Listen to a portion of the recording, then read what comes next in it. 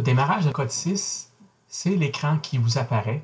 Donc, pour créer un nouveau projet, on clique sur « Nouveau projet ».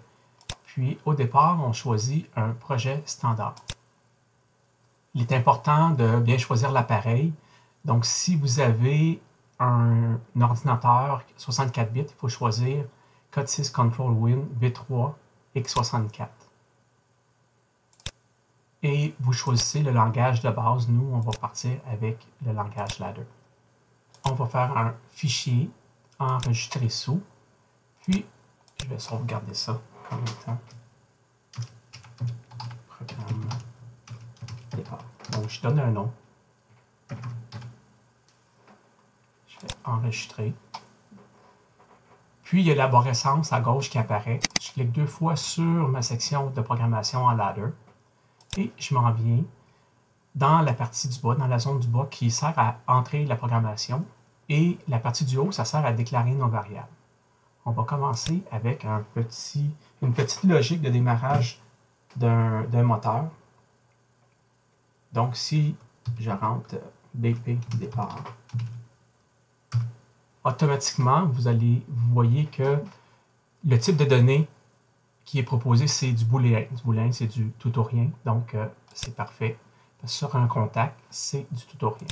Donc, si j'ai départ et que je n'ai pas BP arrêt, donc j'écris BP arrêt. Encore là, on le crée.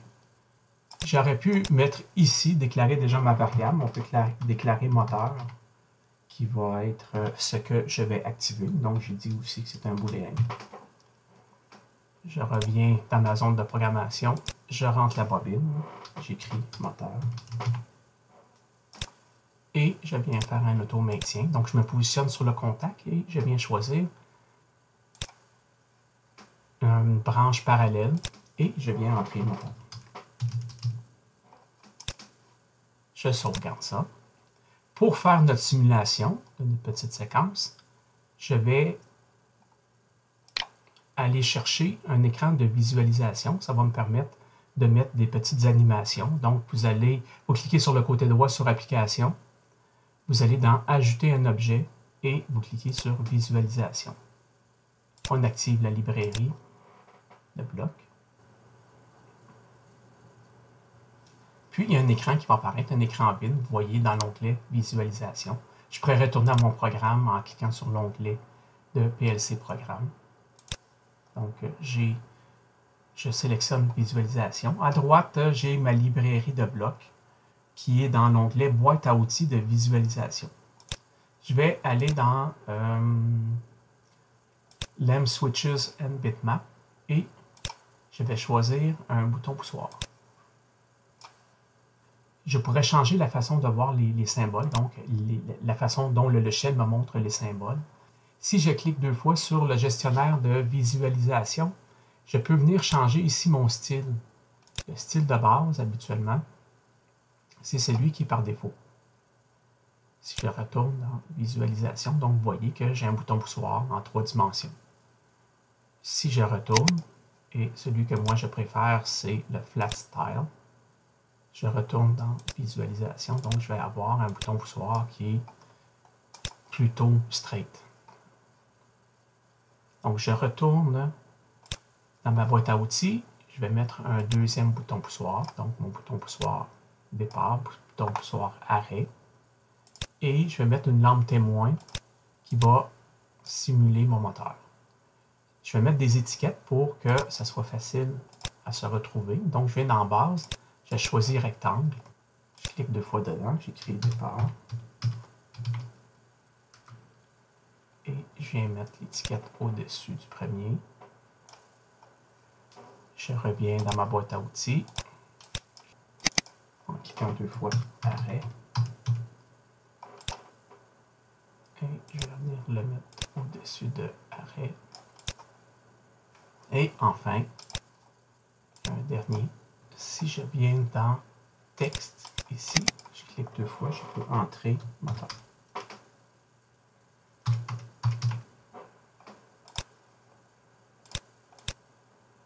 Une fois qu'on a entré nos symboles. On clique sur le premier symbole et dans Variable, je dois indiquer qu'est-ce que ça va actionner.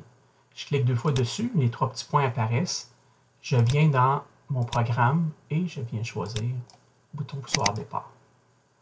Et si je choisis inverseur d'image, le bouton poussoir va être un bouton poussoir de type toggle. Donc, si j'appuie dessus une fois, il est à 1.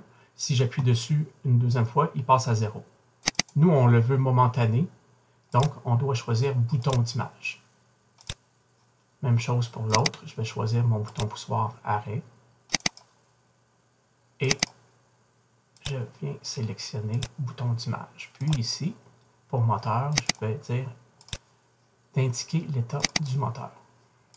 Ensuite, sur le bouton poussoir départ, je pourrais y donner une couleur.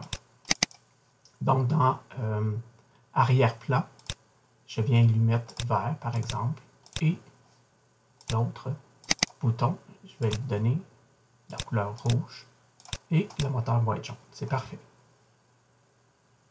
Je sauvegarde tout ça. Je fais compiler pour m'assurer qu'il n'y a pas d'erreur. Donc, en bas, on voit que j'ai pas d'erreur. Je vais en ligne pour me connecter, mais avant de se connecter, il faut bien choisir simulation. Donc, en simulation, je n'ai pas besoin d'avoir d'automate pour tester. Je suis en mode simulation. Je me connecte. Je transfère le programme. Et quand le programme est transféré, je dois démarrer le simulateur en allant dans Débogage et Démarrer. Donc, si je fais départ, le moteur démarre. Si je fais arrêt, le moteur arrête. Je pourrais, en enlevant l'onglet de gestionnaire, je pourrais, en cliquant sur le côté droit de la souris sur l'onglet, demander, donc mettre mes deux fenêtres une par-dessus l'autre. Et à ce moment-là, je peux voir la logique. Je fais démarrer et arrêt. Je vais maintenant ajouter dans ma fenêtre de visualisation un afficheur numérique. Donc, si je veux afficher une valeur, par exemple, pour faire ça, je sélectionne ma fenêtre de visualisation. Je viens dans ma boîte à outils, puis je prends un rectangle. Et dans la section texte, j'écris le texte que si je voulais en mettre un, par exemple, je pourrais mettre état BP départ, 2 points, et là je vais mettre pourcentage %i pour indiquer que je veux mettre une valeur entière. Et le pourcentage %i va être lié à ma variable texte. Donc ici, je pourrais aller chercher l'état de mon bouton poussoir départ.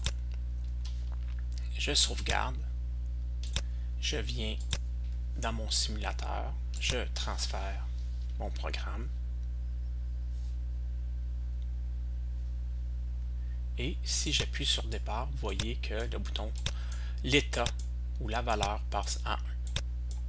Une fois que votre projet est terminé, si vous voulez l'envoyer à quelqu'un dans un seul fichier ou bien vous voulez faire une sauvegarde, vous allez dans le fichier et vous cliquez sur projet archive et vous faites enregistrer archive. Sélectionnez toutes les sections, faites enregistrer,